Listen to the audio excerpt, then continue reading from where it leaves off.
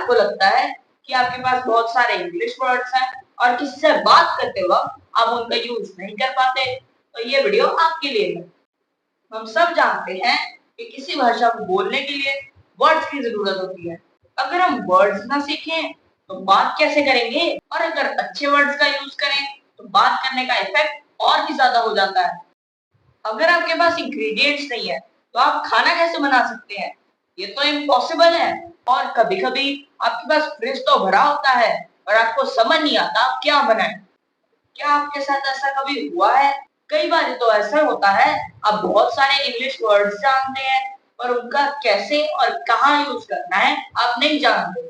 आप वोकैबुलरी भूल जाते हैं। ऐसा क्यों होता है? आपके पास तो इंग्रेडिएंट्स भी हैं, फिर भी आप खाना नहीं बना पा रहे, क्योंकि वो इंग्रेडिएंट्स फ्रिज में होते हैं। और अगर आप फ्रिज खोल के खाना बनाएं तो आप अच्छा खाना भी बना सकते हैं।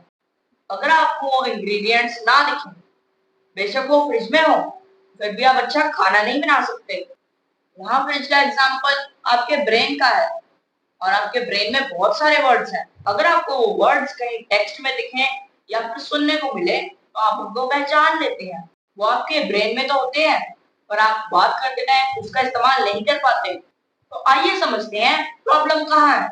वो वर्ड्स आपके ब्रेन में पैसिव वोकैबुलरी में तो है पर एक्टिव वोकैबुलरी में नहीं। पैसिव, एक्टिव, ये क्या होता है?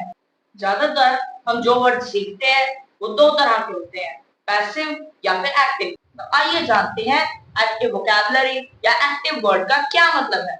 एक्टिव वोकैबुलरी वो वर्ड्स होते हैं जिनका आप जब भी चाहें उनका बोलने में इस्तेमाल कर सकते हैं। फॉर एग्जाम्पल, आप जिन वर्ड्स का यूज करते हैं किसी से बात करते वक्त या फिर लिखते वक्त, वो वर्ड्स आपके एक्टिव मेमोरी में स्टोर होते हैं।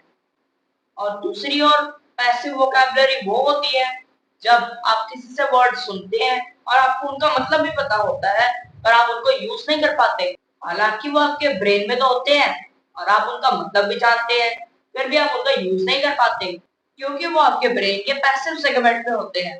प्रॉब्लम ये है कि बहुत से स्टूडेंट्स नए वर्ड सीखने में फोकस तो करते हैं। अगर वो कोई बुक खरीदते हैं तो सेलर से वो ये पूछते हैं कि उस बुक से वो कितने वर्ड सीख पाएंगे। अगर वो कोई कोर्स खरीदते हैं तो वो कोर्स वाले से पूछते हैं कि तू हमें कितने वर्ड सिखाएगा। क्या आप ये बात जानते हैं कि बात ये नहीं कि बहुत सारे वर्ड सीख लो, बात ये है कि आपके कितने वर्ड्स पैसिव है और कितने वर्ड्स एक्टिव है। हो सकता है आपके दिमाग में बहुत सारे वर्ड्स हो पर वो आपके पैसिव हिस्से में हो। यहाँ क्वेश्चन ये है कि आपकी स्पीकिंग के लिए क्या ज्यादा इम्पोर्टेंट है, और ज्यादा पैसिव वोकैबुलरी सीखना जो आपके ब्रेन में ऑलरेडी पड़ा हुआ है, या उन्हें एक्टिव वोकैबुलरी में बदलना? जवाब क्लियर है। अगर आप बात करना चाहते हैं, लिखना चाहते हैं या कम्युनिकेशन करना चाहते हैं तो एक्टिव वोकैबुलरी बहुत इंपॉर्टेंट है। लेकिन हम ये कैसे कर सकते हैं? हम अपने पैसिव वोकैबुलरी को एक्टिव वोकैबुलरी में कैसे कन्वर्ट कर सकते हैं? चिंता मत करो, मैं हूं ना आपके साथ। और आज हम 4 तरीके सीखेंगे कि कैसे आप अपने ब्रेन के अंदर वर्ड्स को फीड कर सकते हैं और हम उन्हें अपने ब्रेन में एक्टिव वोकैबुलरी में जोड़ सकते हैं। इसके लिए आपको पर्सनल डायरी बनानी होगी या फिर कंप्यूटर में वर्ड फाइल बनानी होगी।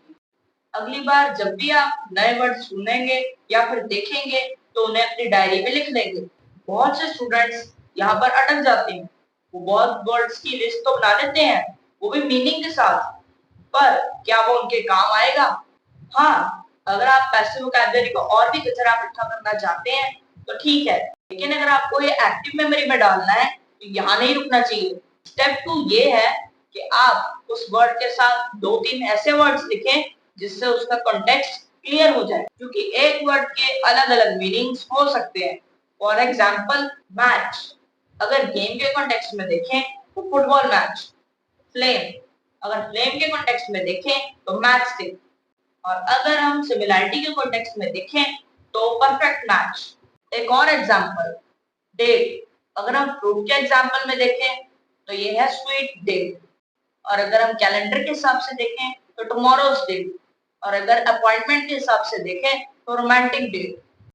अब आपने देखा कि एक वर्ड के 3-3 मतलब है।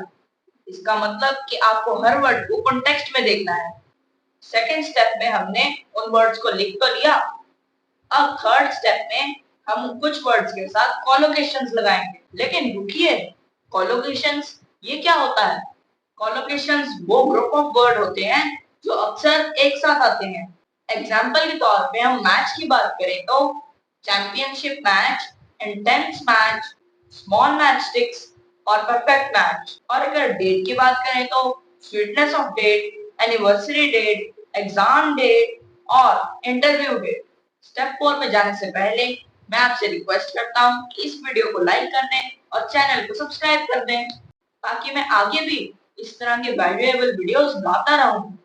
स्टेप 4 ये है कि आप एक वर्ड का यूज करके एक पैराग्राफ बनाएं और उस पैराग्राफ में उस वर्ड्स के कैलोकेशंस भी डालें। स्टेप 4 बहुत इंपॉर्टेंट है।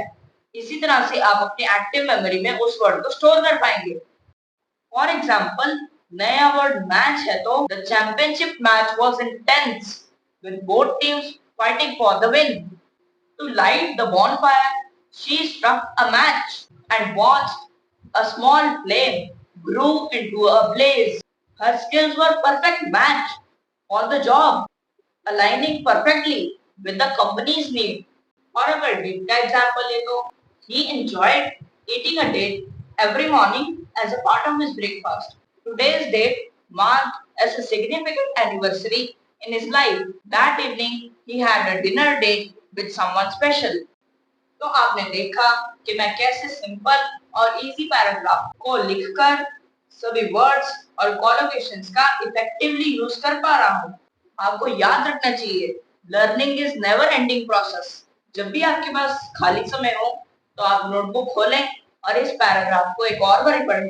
इस पैराग्राफ में आप वर्ड को कॉन्टेक्स्ट के साथ देख सकते हैं और वर्ड को परफेक्टली रिव्यू कर सकते हैं। आपको सही लगता है कि इस प्रोसेस में बहुत टाइम लगने वाला है क्योंकि वर्ड और उसका मीनिंग लिखने से ये प्रोसेस ज्यादा टाइम लेता है। यही कारण है कि जब आप वर्ड लिखते हैं और उसका मीनिंग लिखते हैं साथ में तो आप उसको पैसिव मेमोरी में सेव करते हैं। वो कभी भी आपके एक्टिव वोकैबुलरी में नहीं जा पाती। मेरा यकीन मानिए, अगर आप कभी किसी से बात कर रहे होंगे और आपने ये प्रोसेस फॉलो किया होगा तो आप इन इंग्लिश वर्ड्स का इफेक्टिवली इस्तेमाल कर पाएंगे। और एंड में मैं हर बार की तरह अपने चैनल पर नॉलेजेबल और इफेक्टिव कंटेंट लेकर आ रहा हूँ। आपसे रिक्वेस्ट है कि मेरी वीडियो को आप लाइक करें, शेयर करें और चैनल को सब्सक्राइब करें।